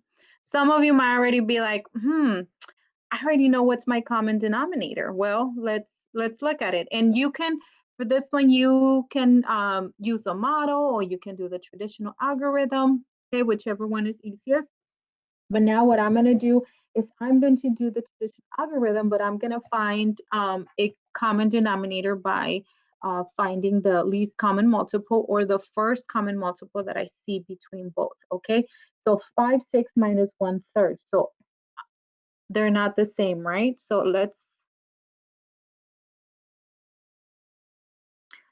I am going to find my first common multiple between both, okay? So I see that, and I'm gonna skip down to my first 5 multiples. So I have 6, 12, 18, 24, and 30. For my 3, I have 3, 6, 9, 12, 15. And now I see which one is the first one that they have in common? 6, right? So some of you are like, I know that mentally, okay? So 6. So now I am going to subtract. I already found my common denominator. Now I'm going to find equivalent fractions. So 5/6 minus 1/3. Okay. And so did you guys notice that one of them already has the 6, right? So do I need to do anything to the 5/6? No, right? Because it's already in a denominator of a 6. But my 1/3, I want to change my denominator to a 2, right? So now, how many times did I skip count to get to 6? 2. And I know that 3 times 2 is 6. Okay, so I'm going to use my identity of 1, which is 2/2. So now 1 times 2 is 2, and 3 times 2 is 6. So now remember, we're subtracting, add or subtract. 5 minus 2 is 3, and my denominator is 6. Sorry, guys, 6. So 3/6. And then convert or simplify 3/6. What is that the same as? Some of you are already like, I know this. Okay, what is it? Yeah, if you thought it was 1/2, you're correct. 3/6 is the same as 1/2. I know I can divide 3 divided by 3 equals 1, and 6 divided by 3 equals 2. 3/3, I use another identity of 1. It doesn't change the value, but we're renaming our fraction, okay? So let's look back at now let's look to our next problem.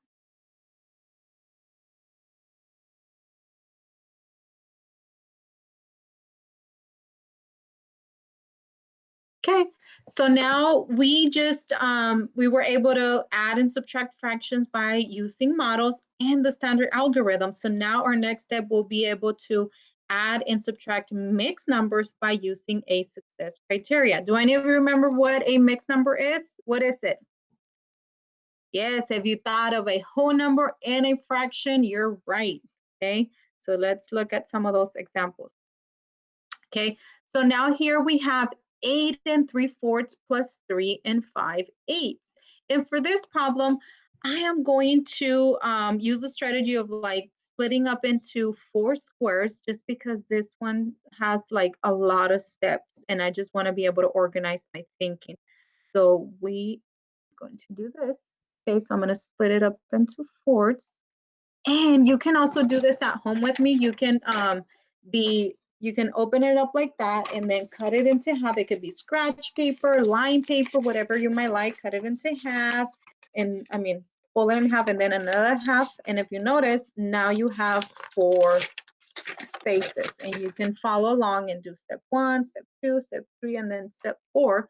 Okay, so now I have 8 3/4 with 3 5/8. And remember, one of the first things that I want to keep in mind is that I want to find a common denominator. So I see here that my denominators are 4 and 8. So I want to find my least common multiple, or my first denominator that they have in common. So let's look at this. So we're going to do 4, 8, and remember, let's skip count. It's good practice to know skip count by multiples. So 4, 8, 12, 16, 20. 8, it's going to do 8, 16, 24, 32, and then we're going to do 40. So now let's look. Which one is our least common multiple? Well, hey, and some of you are already like, I know, Miss Polache, I know, and I. Okay, so guys, just remember, sometimes it's good to just do all the steps to make sure we're on the right track. And if we make a mistake, we know where to go back and fix it. Okay, so now we know that 8 is our least common multiple, or the first common multiple that we found. So now we are going to find equivalent fractions. So I am going to write them from top to bottom. 8 3/4 plus 3 5/8. Okay, so now, okay, I know 8 is already 8. I mean, it's in the common denominator. So do I need to do anything with it? No, right? I just leave it alone. But my 4, I'm going to change it. And 4 times what gives me 8? 2, right? I skip counted twice, and I know that 4 times 2 equals 8. And so I also got to do my numerator. So remember, 2 halves is the same as 1. Okay, so 3 times 2 is 6, and 4 times 2 is 8. And so remember, very important, we are adding. Okay, so that's going to help us in our next step where we add or subtract. So we know that we're adding. So now I am going to write my fractions with my equivalent fraction. So now I know that 8 3/4 is the same as 8 6/8 plus 3 5/8. And now 6 plus 5, I'm adding my numerators, that's 11/8. And 8 plus 3, that's 11. What do you guys notice here? 11 and 11/8. My numerator is bigger, larger than my denominator. What do we call that? An improper fraction. You're right. Okay, so now we got to change that back into a mixed number. So I'm going to write my answer here, 11 and 11/8. And now, okay, I know that 11/8 is the same as what? We know that it's 8/8. And I always like to do like a 1 just to represent my number 1. Okay, I'm not the most artistic, right? But that's a 1. And then 8 plus what gives me 11? 3. So I know that I'm left with 3/8. So then now I am going to add 11 plus my whole plus my 3/8.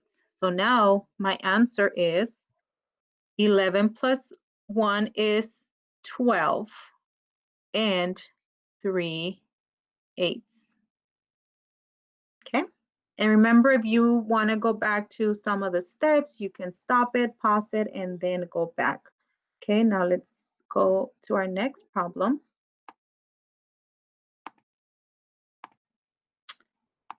Okay, now we are going to be subtracting 7 3/4 minus 2 5/6. Okay, so once again, I am going to split up my screen, and you can be using the same strategy again of, folding your papers and forts to get to a problem like this. And if you want to solve them next to me, right? Let's see. I'm going to do this. Okay, so remember, I want to find a common denominator. Okay, so I'm using my success criteria. So I am going to find my first 5 multiples of each to see which one is my first common multiple. So I'm going to do 4 and then I'm going to do 6. So 4, 8, 12, 16, 20. Okay, now I'm going to do 6, 12, 18, 24, and then 30. Okay, so now which one do we see that is the first one that we have in common, also known as the least common multiple? 12, right? Okay, so now I am going to find equivalent fractions. So I'm going to do, okay, I like to align them top to bottom, 7 3/4 minus or subtract 2 5/6. So now, okay, let's look at it. So 3/4, we know that our common denominator is 12. So now 4 times what gives me 12? So I skip counted to 3 and I know that 4 times 3 is 12. So I'm going to use my identity of 1, which is 3/3. So 3 times 3 is 9. 4 times 3 is 12. And now 5, 6, I saw that when I skip counted to 12, it was 2 times, and I know that 6 times 2 is 12, so I'm going to do 2 halves. So 5 times 2 is 10, 6 times 2 is 12, okay? So then I look at my success criteria, and now I'm going to add or subtract. So I'm going to do that in this little square now at the top to the right. So now I'm going to write my fractions, my equivalent fractions. So now I have 7 9/12 plus, no, remember, we're subtracting, right? Good catch. Thanks for keeping me on track, okay? Minus 2 10/12. Wait a minute. 7 9/12 minus 2 10/12. I can't do that. What should I do? Well, let's look at our holes. How many holes do I have? I have 7 holes and then I have 2 holes. So I definitely know that I have a lot more here. So what are you thinking? Yes, we're going to have to regroup. We can take away from our hole. So let's take away 1 from our hole. So now 7 minus 1 gives me 6. But where's my hole going? Well, my hole, I'm going to write it over here, but it's going to come as a fraction. So, and how many parts do I have in my whole? 12. And so 1 needs to be in my numerator to make it a whole. 12, exactly. 12 gives me a whole, and that was the whole that I took over here. So now I have 6 9/12 and 12/12. So I'm going to add these up. So 9 plus 12 gives me 21, and 12 as my denominator. So now I have 6 21/12 minus 2 10/12. Now, can I take away 10 from 21? Yes, we can now. So now 21 minus 10 equals 11. And then I have 12. Now my whole 6 minus 2 is 4. So our answer is 4 11/12. Okay. So we were able to find a common denominator. We were able to find equivalent fractions. We added or subtracted. In this case, we needed to subtract. And then did we need to convert or simplify? Not for this problem. It's already in its simplest form. And okay, the biggest thing here was that we needed to regroup. We needed to take away from our holes, right? Okay.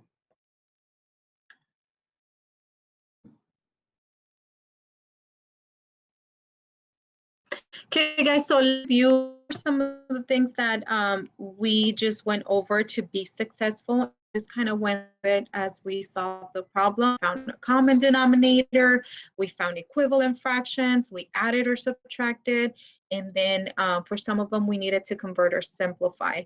And just a little side note, just you know, that I wanted to let you guys know, or you know, just my personal feeling here is, you know, you can solve using any strategy you feel most comfortable with, unless you are instructed to use a particular one. But I would suggest you being able to another strategy so you can also use it to check your work.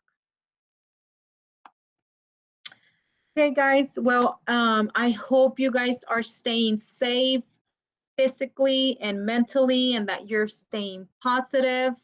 From my heart to your hearts, I wish you well. Thank you. I hope you enjoyed the lesson.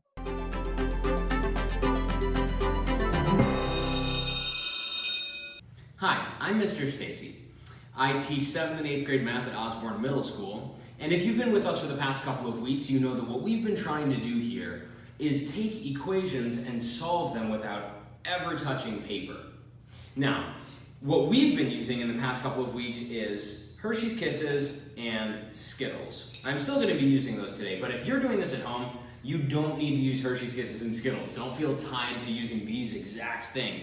A Hershey's Kiss for you could be a Hot Wheel, it could be a meatball, that's completely up to you, as long as you have enough of them to model these equations.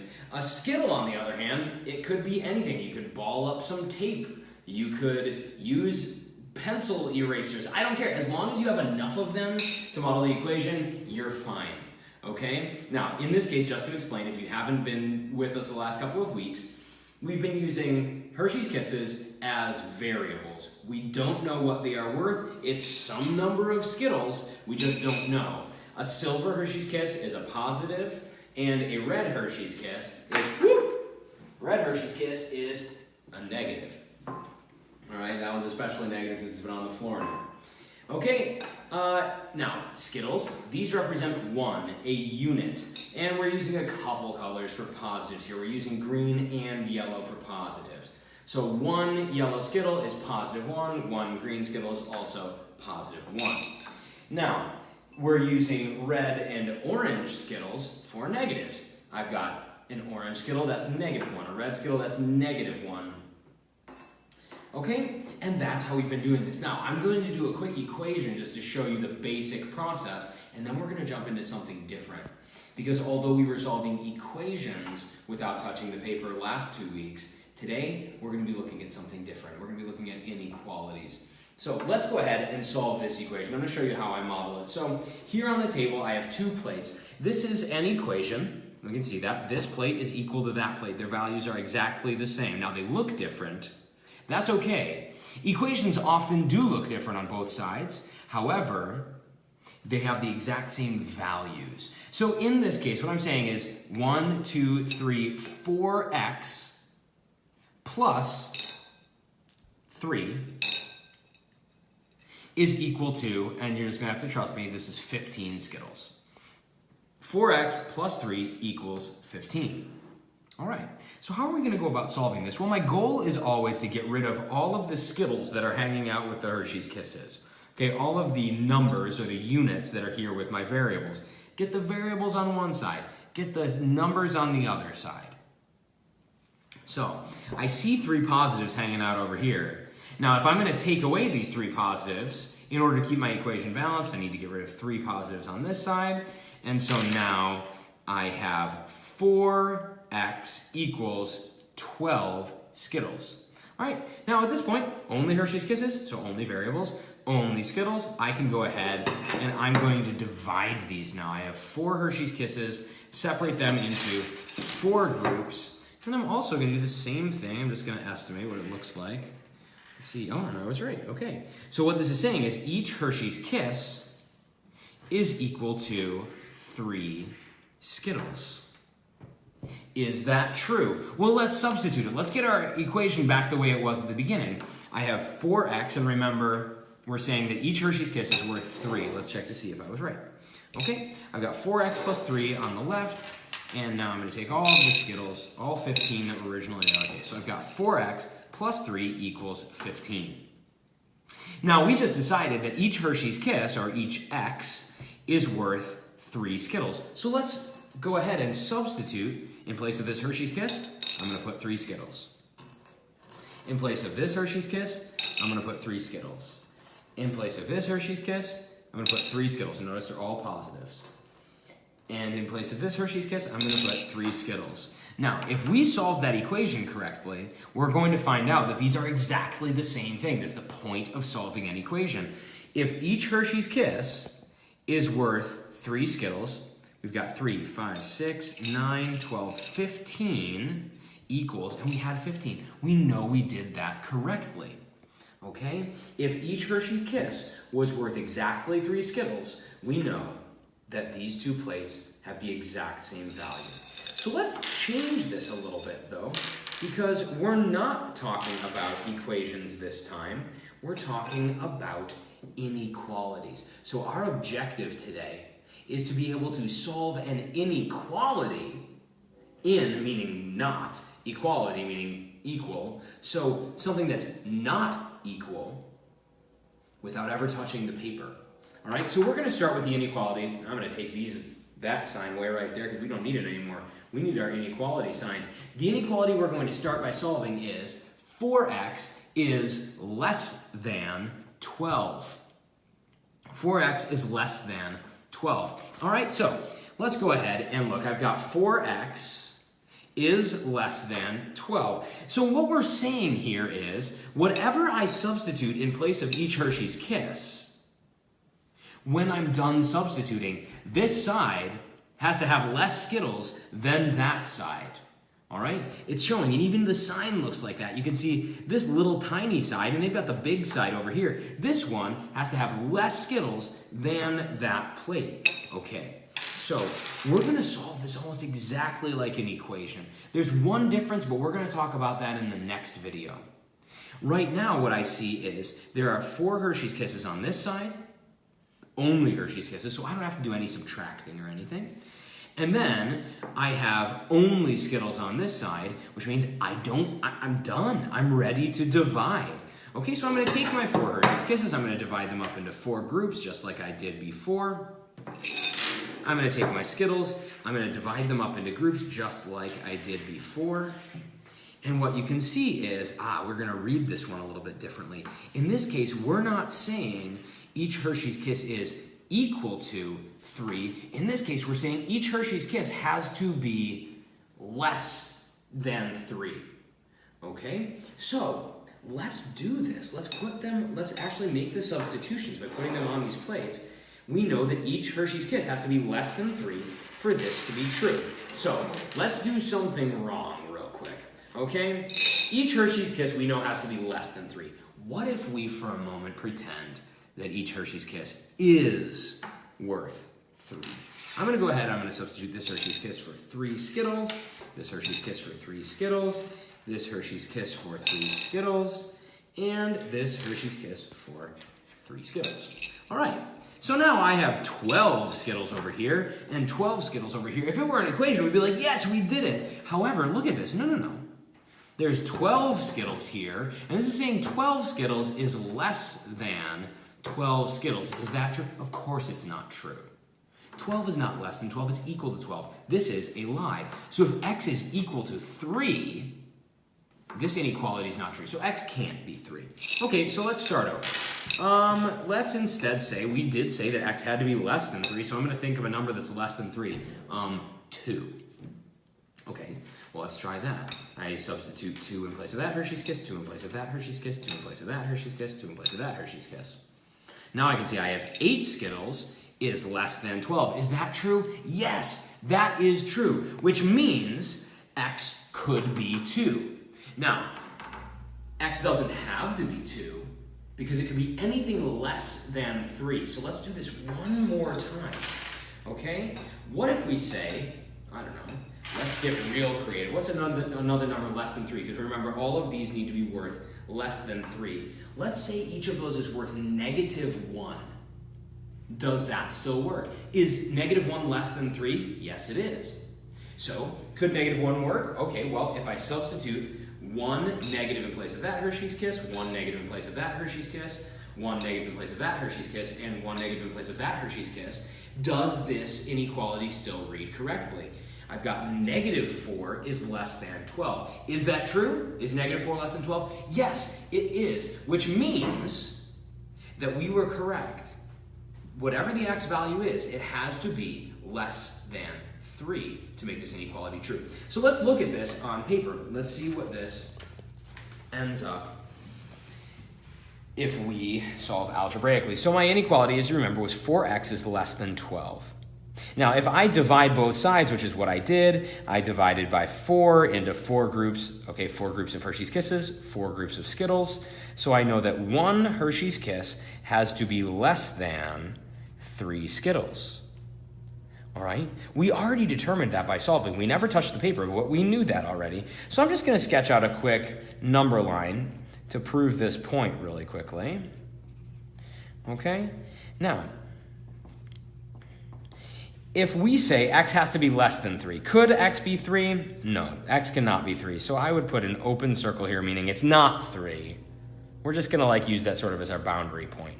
Could x be 4? Well, if x is 4, if I have an arrow that's pointing this direction to the right, saying all of those values over here, well, 4 times 4 is 16, which is not less than 12, so that can't be correct. What about 2? Could x be 2? 4 times 2 is 8, which is less than 12. We already did that, so we know x could be 2. Well, 4 times 1 would give me 4, which is less than 12. 4 times 0 is 0, which is obviously less than 12. And we already did that. 4 times negative 1 is negative 4, which is less than 12. So we know x could not be 3, which is why we have this open circle as opposed to coloring that circle in. But it could be anything less than 3, just like we decided before. So we got this correct. Okay, let's take a look at one that's a little bit more complicated. And we have our equation 2x minus 7. 2x minus 7 is greater than or equal to 11. 2x minus 7 is greater than or equal to 11. Okay, cool. So I've got my 11 on the right. Oh, I gotta flip this around because this is greater than or equal to. I'm gonna put my little equal to piece there. And I've got only 2x this time, 2 Hershey's Kisses, and minus 7 means we're gonna have 7 negatives. 2x minus 7 is greater than or equal to 11. All right, to solve this, if you were with us last week, again, we don't wanna solve that, we don't wanna touch the paper, but we have to get rid of these 7 negatives that are hanging out with the Hershey's Kisses. Problem, I can take those 7 negative Skittles away here, but I don't have 7 negative Skittles to take away on the other side. So what can I do? Well, ultimately, I just need these to go away. So I'm going to take 7 positives, and I'm going to add these in over here. You might be saying, Mr. Stacy, why would you do that? That doesn't make any sense. You're adding more other random things on. No, I'm not adding random things. I'm adding 7 positives on the left. I'm going to add 7 positives on the right.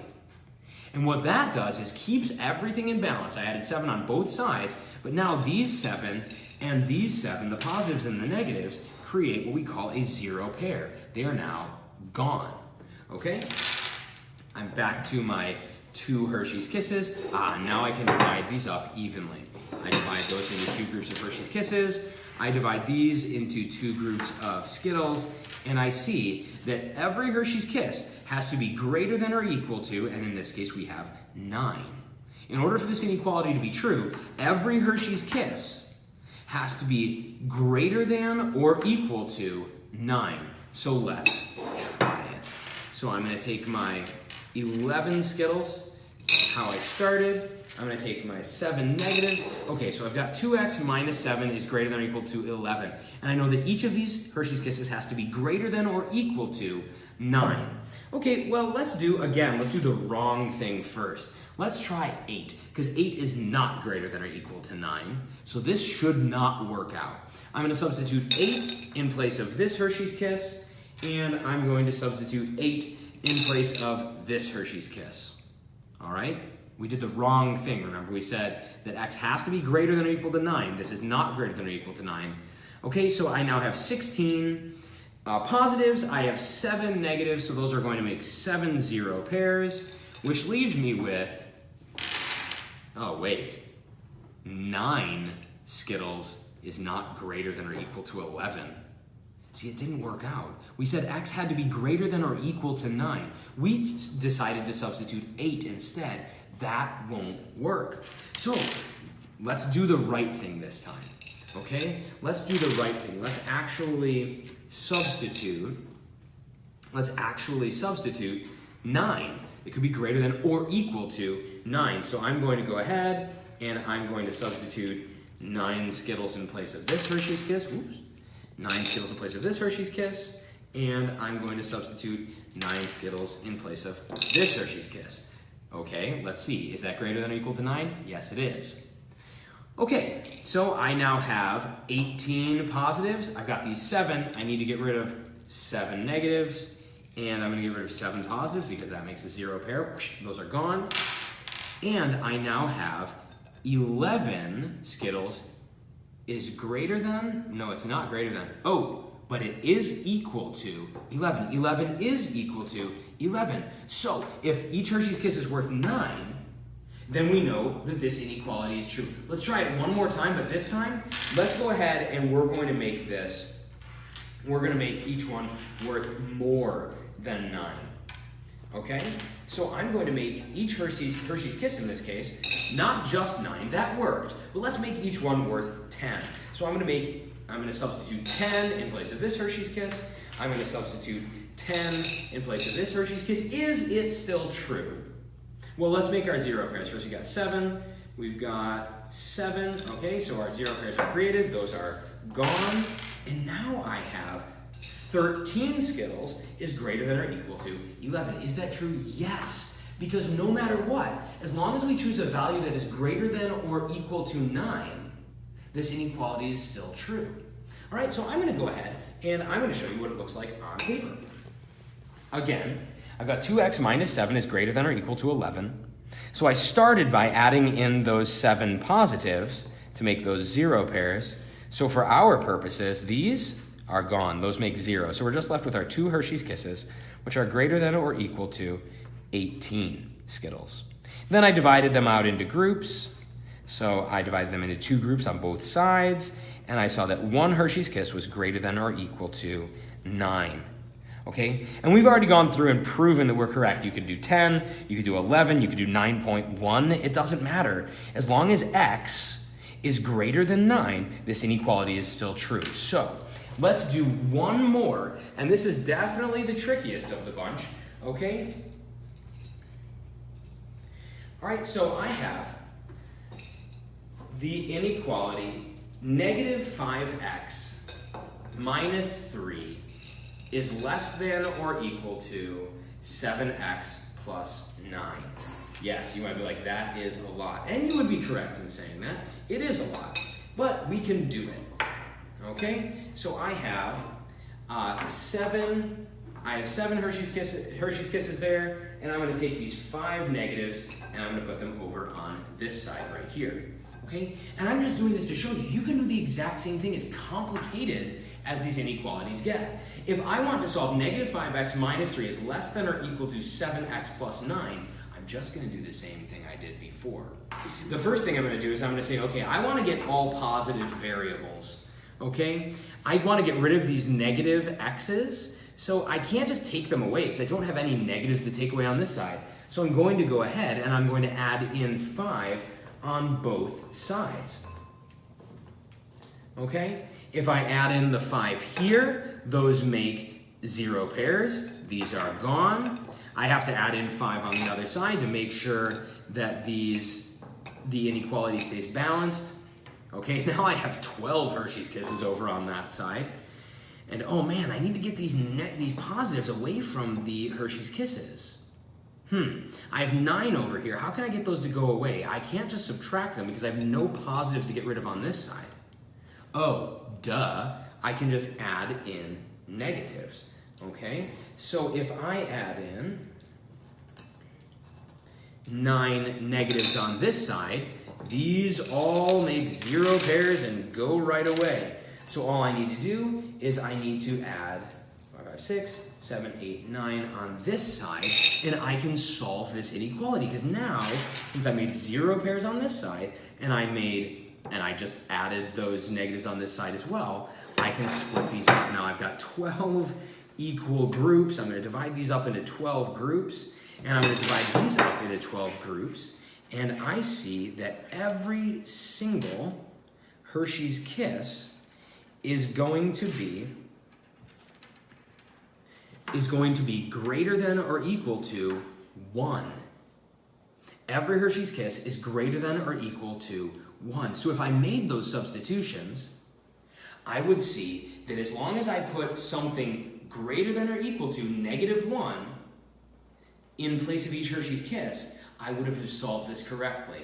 All of this to show you, you can do this with absolutely any inequality that you find.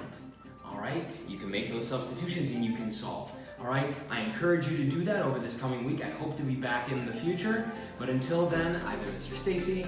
Be safe, everybody.